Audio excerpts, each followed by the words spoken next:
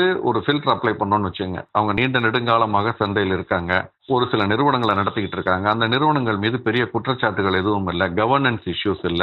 Governance failure இல்ல. Fraud பண்ணதாவோ, முதலீட்டாளர்களை defraud பண்ணதாவோ எதுவும் கிடையாது. ஓரளவு அவங்க லாபம் ஈட்டும் போதெல்லாம் அதுல ஒரு மேஜர் பார்ட்டை முதலீட்டாளர்களுக்கு பிரித்து கொடுத்திருக்கிறாங்க. நான் பிரித்து கொடுத்திருக்காங்கன்னு சொல்லும் பொழுது நம்ம நிறைய பேர் அதை வந்து போனஸ் கொடுத்தாங்கன்னு நினைச்ச கூடாது. போனஸ்ங்கிறது ஒன்றும் இலவச பங்கு கிடையாது. அது நம்முடைய பங்கை நமக்கு நான் முன்னாலே சொல்லியிருக்கேன். நம்முடைய 10 ரூபாய் 2 5 ரூபாயாக பிரிச்சு கொடுக்கறது தான் போனஸ். மொத்தத்துல வேல்யூ அதுதான். அதை நான் சொல்லல. ஒரு நல்ல இதை வந்து ரிஃப்ளெக்ட் பண்ணிருக்காங்களா, பெர்ஃபார்மன்ஸ் நல்லா இருந்திருக்கா, நியாயமாக நேர்மையாக எந்த விதமான தகுதி திட்டங்களையும் இதில் ஈடுபடாமல் இருந்திருக்காங்களா அப்படிங்கறத பார்த்தாலே நமக்கு தெரிஞ்சிடும். அது ஒன்று. நம்ம அவங்களுடைய ட்ராக் ரெக்கார்டு எடுத்து பார்த்தோம்னா. ரெண்டாவது, அவங்க மேல வந்து ஏதாவது கேஸ் இருக்கா, லிட்டிகேஷன் இருக்கா அந்த பர்டிகுலர் கம்பெனி மேல அப்படின்னு, அல்லது ப்ரொமோட்டர்ஸ் மேலங்கிறது வந்து கோர் ப்ரொமோட்டர்ஸ் மேல அப்படின்னா, பொதுவாக அந்த மாதிரி ஒரு மேட்டர்ஸ் ஆஃப் மெட்டீரியல் இம்பார்ட்டன்ட், ஒரு சிக்னிபிகண்டா உள்ளது எல்லாமே அவங்களுடைய அந்த நிறுவனம் சம்பந்தப்பட்டதா இருந்தா அவங்களுடைய ஆனுவல் ரிப்போர்ட், அந்த ஆண்டறிக்கையில் கொடுக்கப்படும். அதே மாதிரி ஸ்டாக் எக்ஸ்சேஞ்சுக்கும் இன்ஃபார்ம் பண்ணுவாங்க. ஏதாவது ஒரு மேஜரா ஒரு கேஸ் வந்திருக்குது அப்படின்னா இன்ஃபார்ம் பண்ணுவாங்க.